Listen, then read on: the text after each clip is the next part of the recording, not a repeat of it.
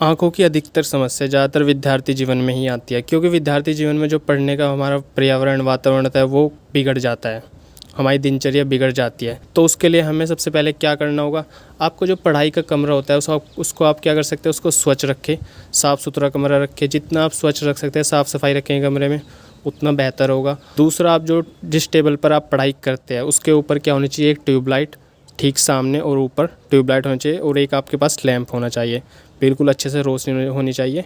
तो उसमें आप पढ़ाई कर सकते हैं। दिन में आप क्या कर सकते हैं, दिन में जो खिड़की का प्रकाश होता है वो काफ़ी पर्याप्त है, उसमें भी आप बैठकर पढ़ाई कर सकते हैं। तीसरी बात अगर हम करें तो तीसरा, आप जब भी आप रात को सोते हैं तो अपने पैरों के तलवों की मालिश करके सोएं। अच्छे से अपने पूरे तलवे की मालिश करें, अंगूठे की, उंगलियों की अच्छे से, वो भी सरसों के तेल से।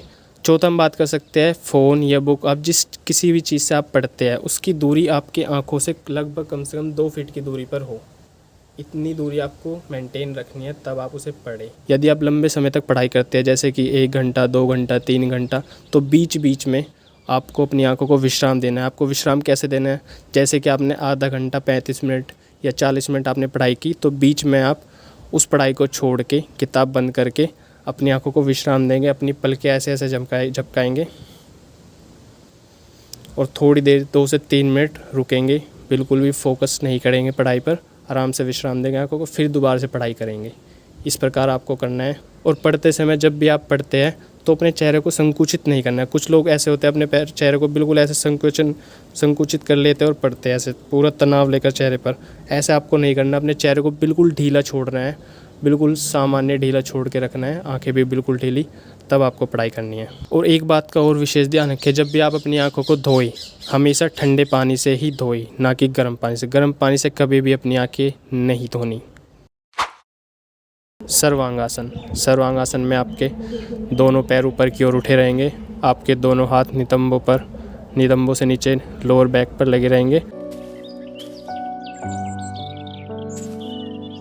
शीर्षासन। शीर्षासन में आपका सर ज़मीन पे, पैर ऊपर बिल्कुल सीधे, जिससे कि आपका सारा रक्त का संचार नीचे की ओर होगा।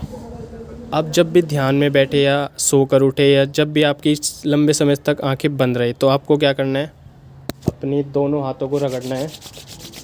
यदि आप आंखें बंद है, आंखें बंद ही रखें, दोनों हाथों को गर्म करेंगे, हथेलियाँ गर्म करेंगे और आंखों पर लगाएंगे और पलकें झपका कर धीरे धीरे आंखें खोलेंगे। यह अभ्यास आपको दिन में जितना भी आप कर सकते हैं करेंगे। या पढ़ने के बाद भी आप जैसे लंबे समय तक उठते हैं पढ़कर, तब भी आप अपनी हथेलियों को गर्म करेंगे और आंखों पर लगाएंगे। चक्षु व्यायाम। चक्षु व्यायाम में आपको क्या क्या करना है, आपको अपने दाहिने और दोनों आंखों को देखना है, जितना आप देख सकते हैं। फिर बाएं, नीचे, ऊपर, फिर आपको रोटेशन करनी है।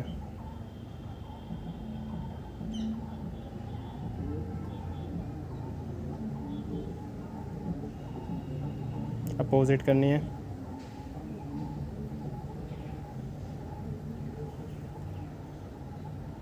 इसका अभ्यास आपको 5-5 के राउंड सभी के करने हैं, तीनों चीज़ों के।